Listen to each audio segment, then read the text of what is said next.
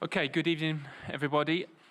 We will take questions from around the room. If you'd like a question, please raise your hand and we'll come to as many as we can.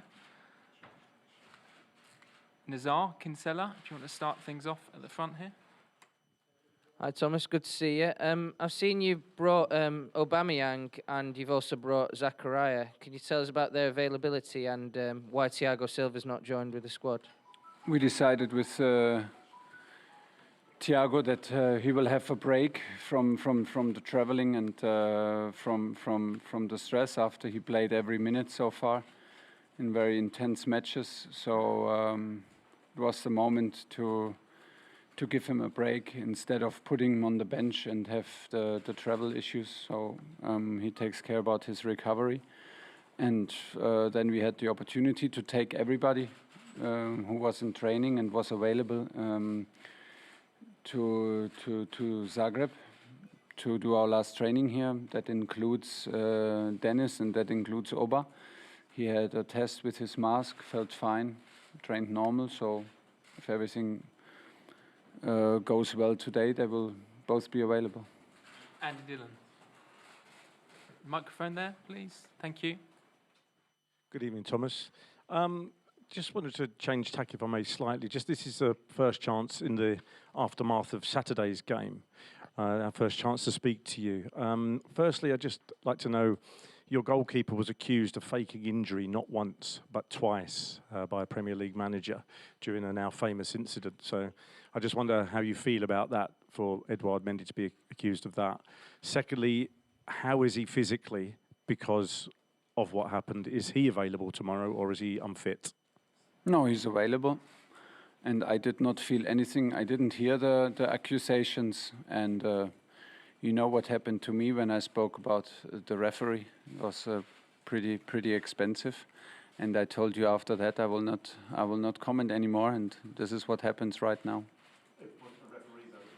Yeah, I don't respond to David because I can understand his frustration, his point of view, and we leave it from there. Okay. Any more questions? Gentleman there. Pa dobro, može on na hrvatskom. Jeste li posebno razgovarali? Jeste li posebno razgovarali sa Mateom Kovačićem koliko je njemu emotivan ovaj povratak u svoj Zagreb i koliko je bitan za vašu momčad? Kova is a fantastic player, of course, but on top of it, he's a fantastic person and personality. Unbelievable good team player. It's a pleasure to be coach of him. It's a pleasure for everybody to be his teammate.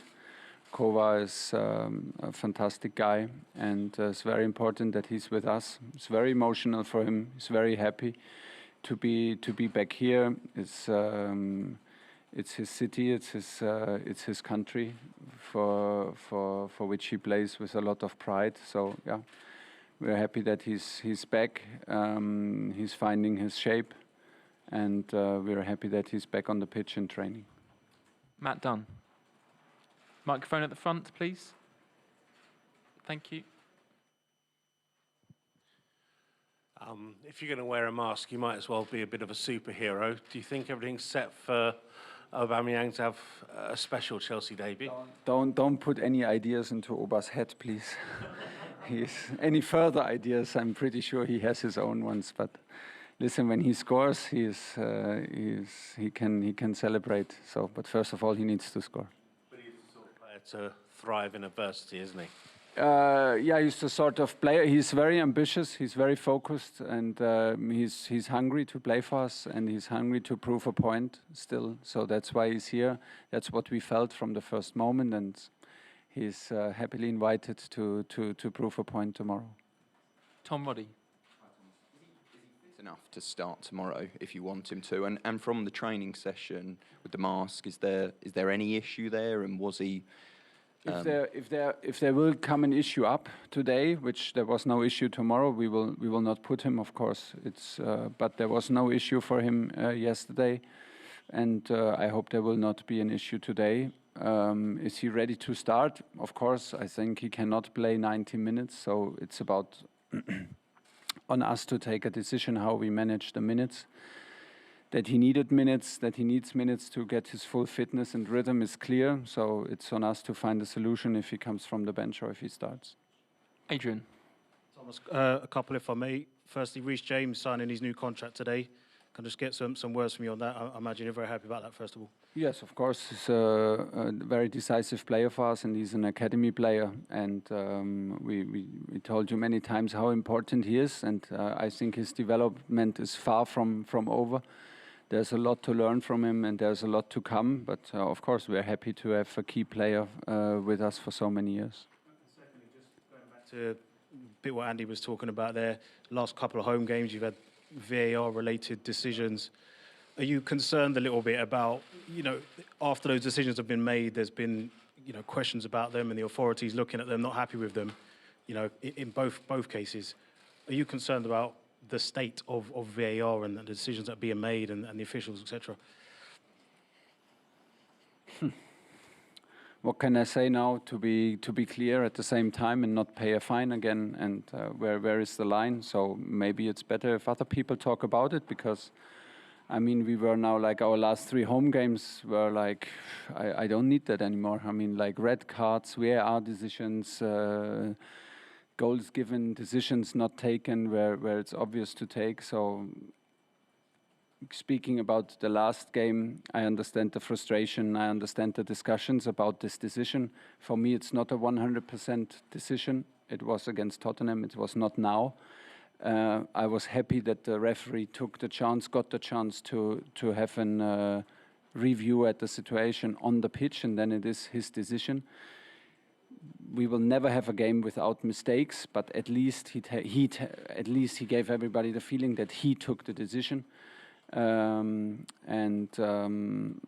I understand the frustration. Now is maybe not on me to comment on it too much, but I think the quality of mistakes, nobody's happy about that. Okay, last question, gentleman at the back. Mr. Tuchel, Chelsea will be 3rd Premier League club that will face Dinamo in last 3 seasons. They beat... How many? You are 3rd. 3rd. Yeah, West Ham last season and Tottenham in that famous game 2 seasons ago when they went through, and they also... So no? No, Arsenal 15 years ago, Okay. yeah, and they beat Arsenal. Does not count? Yeah, that was the other team, yeah. Okay. But they also celebrate against West Ham.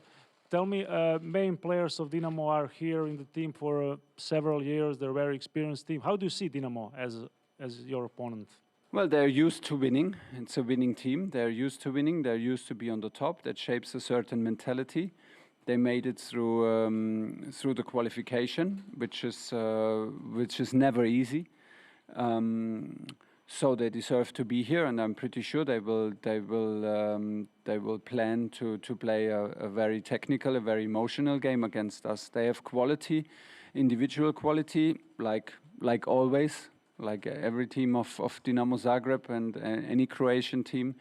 They have a lot of individual quality up front. They have speed and dribblings on the side, on the wings. So we need to be aware of it. And of course, they will use the role as an underdog to try to overperform and make us underperform. This is what's going. This will be their plan, and we are aware of that. And we are ourselves in a moment where we need to improve, where we're not fully happy with the results, we're not fully happy with our performances, so we need to take the next step, and it's Champions League, which is very exciting.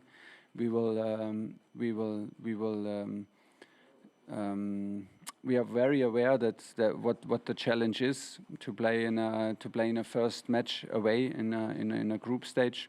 It's always difficult, can always end up in complicated situations, but I think it's very important that we accept it and we play a humble match, and don't get stuck in our own expectations. So we will accept the fight and we will accept the challenge, and then we can also have the belief and the trust that we are able to win, but we need to perform for sure. Okay, we'll leave it there. Thanks, everybody.